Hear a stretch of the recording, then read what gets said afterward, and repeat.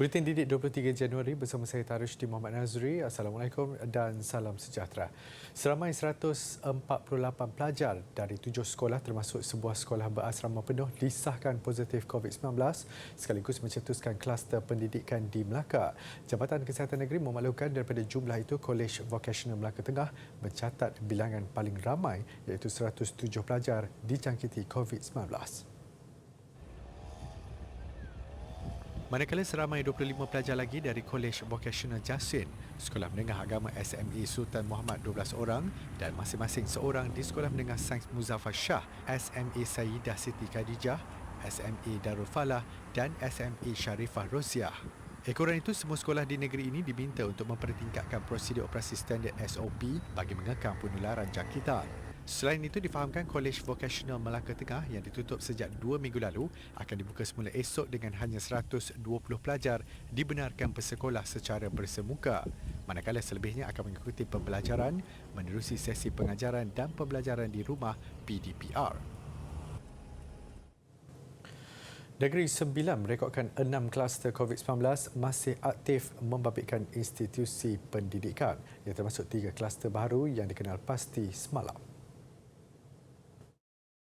Jabatan Kesihatan Negeri memaklumkan 6 kluster berkenaan ialah kluster Jalan Pantai Cunningham dan kluster Paya Utama di Port Dickson, kluster Bukit Merbah, kluster Jalan Sikamat dan kluster Jalan Ban Aik 2 dinilai serta kluster Bukit Cengkau Ulu di Rembau. 3 kluster baru dengan kes indeks dikesan sekitar awal minggu ini.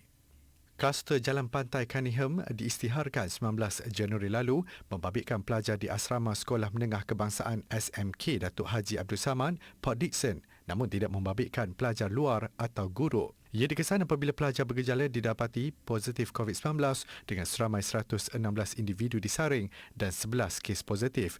22 lagi masih menunggu keputusan. Kluster Paya Utama dengan 22 kes positif membabitkan penuntut di Asrama College Vocational Port Dickson, namun tiada pelajar luar atau pensyarah dilaporkan bergejala. Ia bermula apabila seorang pelajar lelaki yang tinggal di asrama mengalami gejala dan seramai 122 kontak rapat sudah disaring sebelum 99 didapati negatif dan seorang masih menunggu keputusan. Sementara itu, kluster Bukit Merbah dengan 38 kes membabitkan SMK Datuk Syekh Ahmad. Manakala kluster Bukit Cengkau Ulu pula membabitkan Sekolah Tinggi Islam As-Safa di Rembau. Kluster Jalan Sikamat membabitkan Sekolah Menengah Sains Tuanku Munawir Seremban dan kluster Jalan Ban Aik 2 membabitkan Sekolah Menengah Agama Nilai. Guru dan petugas Jabatan Kemajuan Masyarakat KEMAS diingatkan tidak mengabaikan tugas hakiki mereka sebagai pendidik walaupun diberi kebenaran berpolitik. Menurut Perdana Menteri Datuk Seri Ismail Sabri Yaakob, kelonggaran itu diberi atas dasar amalan demokrasi dan garis panduan untuk guru dan kaki tangan KEMAS berpolitik akan disediakan. Jelas Datuk Seri Ismail Sabri, perincian mengenai kebenaran berpolitik itu akan dikeluarkan pihak terlibat seperti KEMAS dan akan dirujuk bagi persetujuan Kementerian Pembangunan Luar Bandar KPLB. Jangan menjejaskan tugas hakiki mereka. Cikgu, jangan sampai menjejaskan tugas mereka sebagai guru untuk mengajar. PM, Pemaju Masyarakat KEMAS, PM KEMAS, jangan sampai menjejaskan tugas hakiki mereka sebagai pengajar di dalam tabika KEMAS ini. Jadi, tetapi yang lain kita anggap dibenarkan. Tapi apa yang dibenarkan, sejauh mana dibenarkan, adakah boleh memegang jawatan dalam politik dan sebagainya, kita akan tengoklah. Secara detail tu kita akan tengok. Bercakap pada sidang media selepas menghadiri perjumpaan tertutup bersama kaki tangan KEMAS daerah Bera di Pejabat KEMAS Bera, beliau berkata sebelum ini kebenaran guru dan peneraju masyarakat KEMAS berpolitik sudah ada. Bagaimanapun kebenaran itu ditarik balik beberapa tahun lalu. Justru katanya garis panduan sedia ada boleh diguna pakai dan dikemas kini. Beliau berharap garis panduan itu dapat disiapkan segera. Dalam pada itu, kerajaan memberi jaminan tiada lagi sekatan rentas negeri atau Perintah Kawalan Pergerakan PKP walaupun kes positif COVID-19 kini meningkat. Tegas Datuk Seri Ismail Sabri Yaakob, orang ramai tidak perlu membuat sebarang spekulasi atau risau tidak boleh pula menyambut Aidilfitri di kampung halaman nanti. Jaminan Perdana Menteri Kerajaan tidak akan melaksanakan lagi Sekatan Rentas Negeri dan akan membenarkan umat Islam pula menyambut 1 Syawal di kampung halaman tahun ini. Datuk Seri Ismail Sabri berkata, selepas memberi kelonggaran untuk aktiviti sosial dan ekonomi, kerajaan tidak akan menarik balik kebebasan itu. Sebaliknya, jika berlaku peningkatan, kerajaan hanya akan menguatkuasakan Perintah Kawalan Pergerakan Diperketat PKP bersasar di lokaliti terjejas sahaja. Dia jangan bimbanglah. Dah ada dah orang membuat spekulasi macam-macam. Nak tutup ekonomi. Tak betul tu. And then konon-kononnya raya nanti tak boleh balik. Kalau kampung saya, kes meningkat, saya tutup kampung saya tak boleh balik lah. Tapi orang lain boleh balik, KP boleh balik dah kampung dia. Pasal tak, kampung dia tak kena tutup. Jadi don't worry. Kita akan pastikan perkara ini tidak akan berlaku. Beliau mengulas mengenai spekulasi yang mengatakan akan ada penutupan ekonomi menyebabkan rakyat tidak dapat pulang menyambut Hari Raya Aidilfitri tahun ini kerana penularan wabak COVID-19.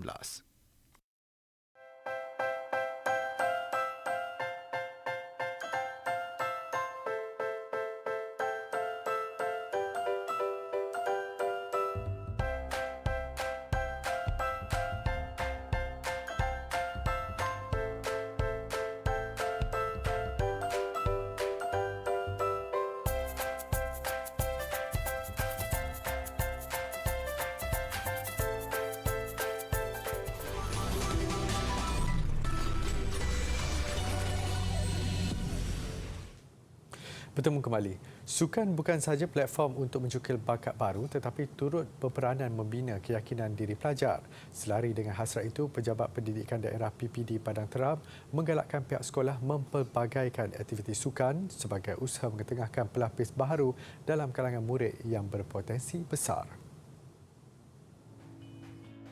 Di daerah Padang Terap terdapat 30 buah sekolah dengan 21 daripadanya adalah sekolah rendah dan 9 lagi sekolah menengah. Ketua Pegawai PPD Padang Terap Ahmad Bashori Rahim berkata, setiap satu daripada sekolah itu digalakkan mempunyai satu kepintaran sukan untuk dicontohi oleh sekolah-sekolah lain dalam daerah sama mahupun daerah berdekatan. Konsep saya ialah minta kita kekalkan ataupun menggayakan bakat murid-murid. Sebab bakat tak sama. Tak semestinya dia sukan yang popular saja atau permainan yang popular saja. Jadi di luar bandar ni kurang kemudahan. Kalau kita tengok macam bowling apa semua ni dia kurang kemudahan jauh di Alor-Star tu. Jadi saya tengok guru dapat menyediakan bahan untuk latihan bowling ni pun satu yang menarik lah. Dan saya harap dapat dicontohi oleh sekolah-sekolah lain di sekitar ni. Difahamkan ketika ini terdapat beberapa sekolah dalam daerah itu yang mewujudkan sukan bowling kepada muridnya selain beberapa sukan lain seperti catur dan rugby. Dengan daya inovasi yang tinggi dalam kalangan guru, 2 buah sekolah iaitu Sekolah Kebangsaan Kampung Belukar dan Sekolah Kebangsaan Nami mencipta sendiri lane bowling untuk muridnya berlatih. Dianggarkan kos membuat lane dari papan yang telah dicat ini antara RM500 hingga RM1,000. Nampak seperti biasa, tapi dengan kesungguhan guru yang melatih, berjaya mengharumkan kedua-dua sekolah ini hingga ke peringkat kebangsaan.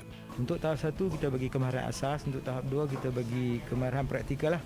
Mereka boleh melaksanakan terus kemahiran apa, dan dari situ kita boleh tengok bakat mereka, pencapaian mereka yang mana setakat ini kita dah mencapai, setiap tahun kita ada pencapaian di peringkat negeri. Dan target kita insya-Allah kita akan tahun ni kita akan bagi hasil untuk kebangsaan. Dan insya-Allah kalau ada rezeki mungkin kita boleh ni kan, ada satu hari mungkin ada dari segi Nami ni akan lahir jaguh dalam bidang bowling ni. Sekolah-sekolah yang lain mungkin tumpu pada bola sepak, bola jaring dan lain-lain lagi. Tapi di sekolah Kebangsaan Kampung Belukar ni kita cari kelainan dengan yang pertama adalah bowling. Okey. Jadi bowling ni mana dia semua murid boleh terlibat, lelaki dan perempuan. Jadi dalam masa yang sama dia orang boleh enjoy.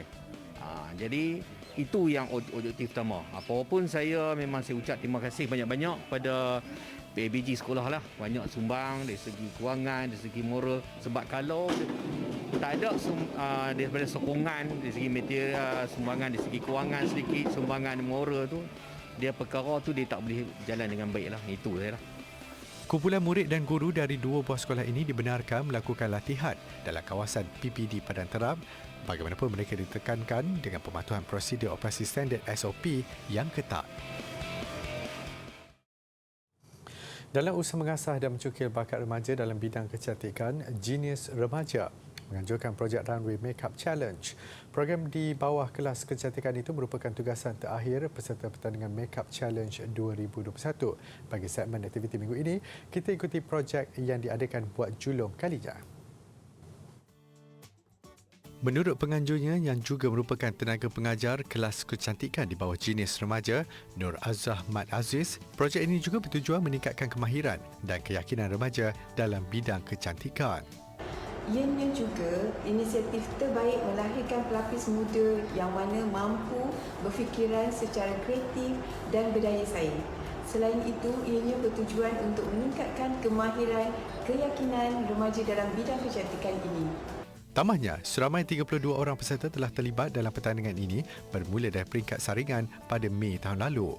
Daripada itu, peserta dikendaki membuat solekan di mana model akan memperagakan hasil solekan mereka di hadapan juri dan pengunjung pada 20 Mac depan. Pemenang bakal membawa pulang wang tunai RM300 dan set barang kecantikan. Petugas dalam bidang ekstrim yang biasanya didominasi golongan lelaki nyata satu cabaran bagi golongan wanita. Namun, ia bukan penghalang buat juru isyarat kren Nur Syawal Suhada Mamat menyempurnakan tugas sebaiknya setanding kaum Adam. Mahu menangkis tanggapan kuno itu, dia bangkit membuktikan kemampuannya selain mahu menimba ilmu baru. Bagi wanita berusia 26 tahun ini, meskipun mempunyai ijazah keusahawanan logistik dan perniagaan pengedaran, beliau tidak kekok mengendalikan tugasnya. Segalanya bermula selepas beliau mengikuti kursus program pembangunan modal insan Promise Juru Isyarat anjuran Persatuan Kerja Mahir Kren Menara Malaysia. Terdedah dengan ruangan kerja yang berisiko di tapak pembinaan, tidak sedikit pun mematahkan semangatnya untuk terus membuktikan kebolehannya.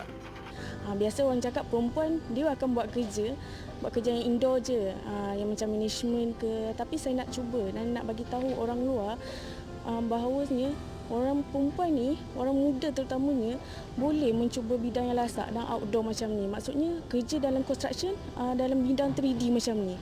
Itulah, tak semestinya level tinggi pengajian seseorang tu, dia tak boleh kerja yang macam ni. Maksudnya kena high demand.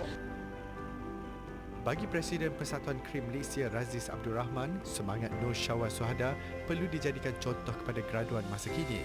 Malah ia antara usaha pihaknya dalam menyahut seruan kerajaan menarik minat warga tempatan dalam pekerjaan jenis pekerjaan 3D, kotor, berbahaya dan sukar yang kini dikuasai oleh pekerja asing.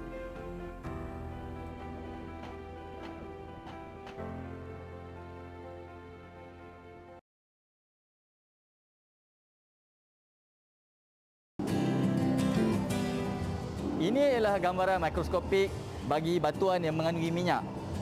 Haiwan, hidupan dan mikroorganisma yang hidup satu masa dulu mati dan menyimpan tenaga bersama mereka akan bertukar menjadi petroleum yang terperangkap di dalam batuan. Minyak atau petroleum sememangnya terdapat di dalam batuan ini.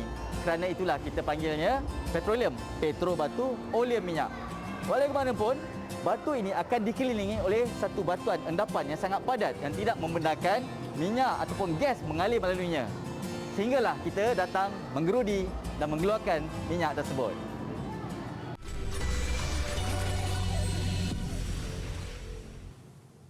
Meningkatkan literasi bahasa Inggeris menggunakan permainan berpapan. Inisiatif yang diberi nama Mr. Post Family itu diperkenalkan bagi membantu pemahaman pelajar mengenai kata nama, kata kerja dan kata ganti dalam bahasa Inggeris. Next one, Ahmad. Idea ini dibentangkan oleh seorang guru bahasa Inggeris College Vocational Keningau, Ahmad Azharul Zaman Ibrahim dalam persidangan dalam talian International Hazard Scientific Research Conference pada 7 Januari lalu. Persidangan ini merupakan anjuran Khazar University di Baku, Azerbaijan. Melalui kajiannya, ramai pelajar didapati sukar untuk membina ayat di dalam bahasa Inggeris selain kurang mahir menggunakan perkataan-perkataan dalam bahasa tersebut. Inovasi ini direka untuk membantu pelajar menguasai teknik menyusun perkataan dengan betul. Diinspirasikan dari permainan papan ular dan tangga, permainan ini menggunakan dadu, papan permainan, kad soalan serta nota panduan. Pemain yang mendapat markah tertinggi akan dinobatkan sebagai pemenang. Sebagai satu kaedah pembelajaran yang menyeronokkan melalui permainan, peserta dapat mempraktikkan perbendaharaan kata dan penggunaan kata hubung, kata sendi, kata kerja, kata nama serta kata keterangan. Projek ini pernah dibentang pada tahun 2020 di Indonesia secara dalam talian dan seterusnya menjuarai sebuah pertandingan inovasi di Malaysia dalam kategori pendidikan pada tahun lalu.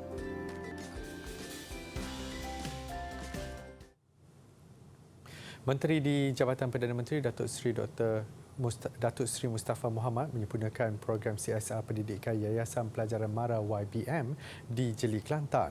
Antara bantuan yang disempurnakan adalah bantuan komputer riba, bantuan skim dana ihsan pendidikan SDEP untuk penuntut institusi pendidikan tinggi IPT, bantuan cermin mata untuk pelajar sekolah terpilih di sekitar Jeli dan bantuan persekolahan kepada murid Sekolah Kebangsaan Air Channel dan Sekolah Kebangsaan Kuala Balah.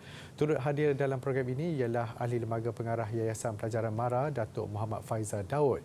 YPM mengharapkan dengan pemberian kecil itu mampu memberi semangat besar untuk pelajar meneruskan pembelajaran dalam waktu mencabar ini.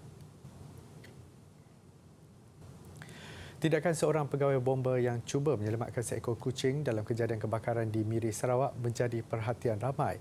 Ini kerana niat murni abang bomba itu berusaha sehabis mungkin untuk menyelamatkan kucing berkenaan. Perkongsian klip video daripada laman Facebook Jabatan Bomba dan Penyelamat Malaysia Negeri Sarawak menunjukkan seorang pegawai bomba dikenali sebagai Muhammad Aili Akbar mencuba sedaya upaya menyelamatkan kucing ini.